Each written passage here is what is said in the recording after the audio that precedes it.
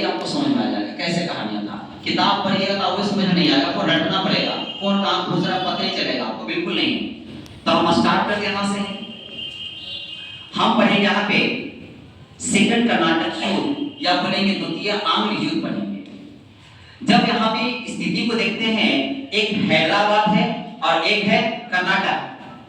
हैदराबाद जो शासक है नाम है निजामुल, ये शासक है। कर्नाटक में शासक है नाम है दोस्त अली, दोस्त अली।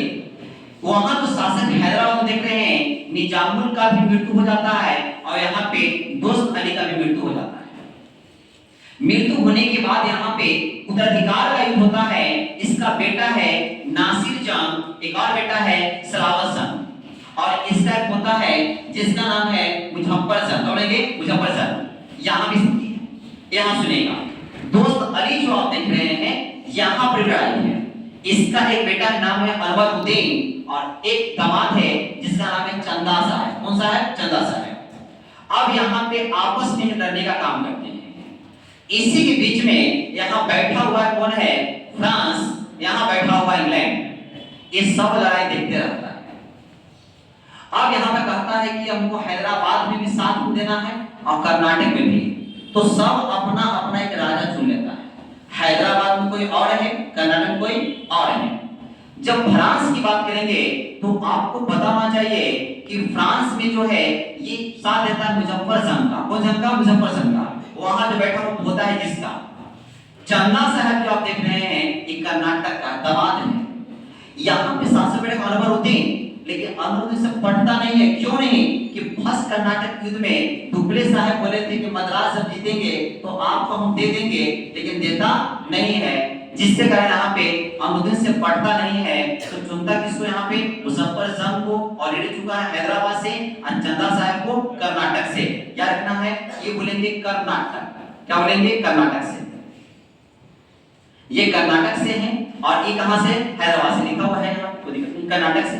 आइएगा, अब यहाँ पे इंग्लैंड चुनता है कि हम किसको चुने, तो ये चुनता है अनवरुद्दीन को। अनवरुद्दीन कहां से बोलेंगे? कर्नाटक। क्या बोलेंगे? कर्नाटक से। ठीक है, ये बोलेंगे कहां से? हैदराबाद। ये हैदराबाद से चुन लेते हैं। अब एकदम कहानी क्लियर है, अब मार गोली होगा। अब यहाँ पे कहानी सुनेगा।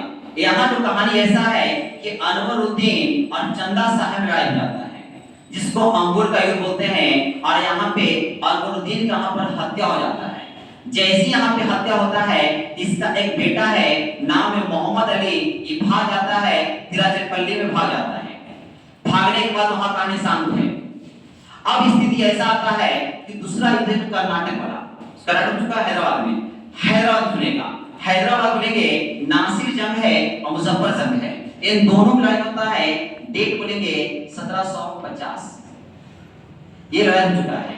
लड़ाई होने के बाद होता क्या है कि नासिर जंग जो है ये हार जाता है और मुजफ्फर जंग जीत जाता है।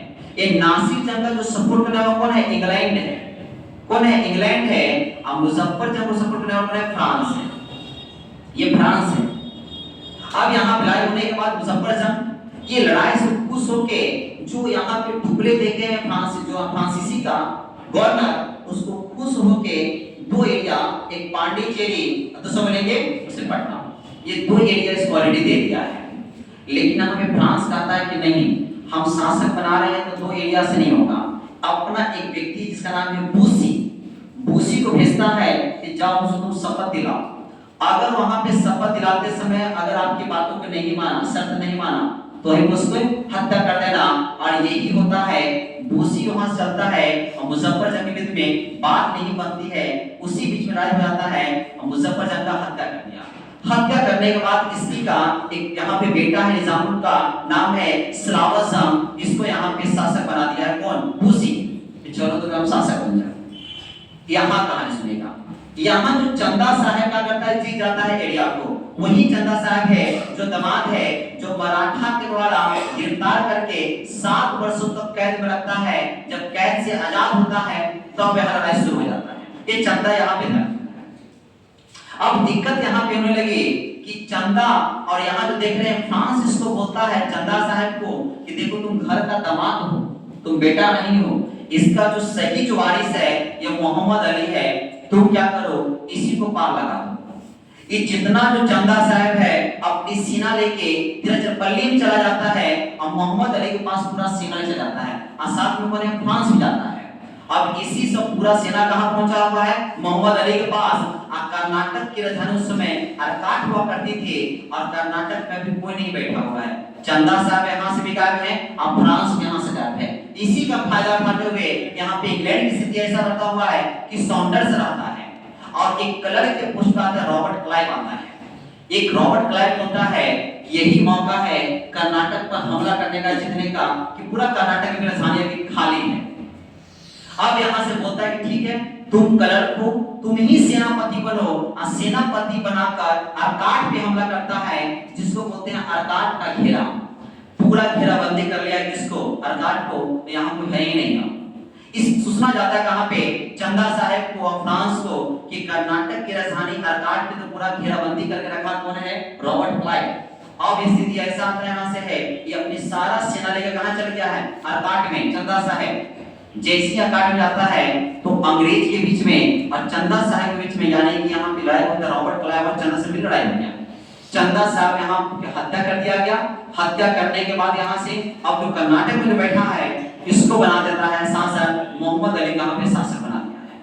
दोनों जगह अपना अपना एक एक चुन के बैठा हुआ है, सब अपना चुन के बैठा हुआ है। जैसे बात करें यहाँ पे फ्रांस में जो है, जो हैदराबाद में है, फ्रांस का शासन है और कर्नाटक में किसका? इंग्लैंड का। फ्रांस में जो शासक बना हुआ है साहबत खां है और इंग्लैंड में बना मोहम्मद अली। इस सारा खेला यहाँ पे पता चलता है किसको? वहां इंग्लैंड और फ्रांस को, जो वहां देश बैठा हुआ है। कहता है कि सबसे ज्यादा ये लड़ाई का कारण कौन है? डुप्ले है। डुप्ले गवर्नर को पहले वापस बुलाया जाए। डुप्ले वापस आ जाता है, एक नया गवर्नर भेजता है जिसका नाम है गोडियो। ये नया गवर्नर बन के भारत में प्रवेश करता है और प्रवेश करने के बाद यहाँ पे इंग्लैंड और फ्रांस के बीच में संधि हो जाती है 1755 में। 1755 में यहाँ पे संधि हो जाती है और संधि होने के बाद यहाँ पे क्या होता है? कहा जाता है कि भारत में कोई और शासक लड़े, हम दोनों का हस्तक्षेप नहीं करना है, हम लोग व्यापारी हैं, हम लोग लड़ना नहीं है। और यहाँ पे इसी तरह से इसी संधि के बाद द्वितीय कर्नाटक समाप्त हो जाता है। यही तो द्वितीय कर्नाटक युद्ध था। ठीक है, यहाँ पे अंगूर गाय कहाँ पे देख चुके थे? यहाँ से। बाकी आप क्वेश्चन पढ़िएगा तो आपके शासक मिलेगा, पता नहीं चलेगा कौन कितना मार रहा है, कौन कहाँ मार रहा है, आपको रटना पड़ जाएगा कोई चीज।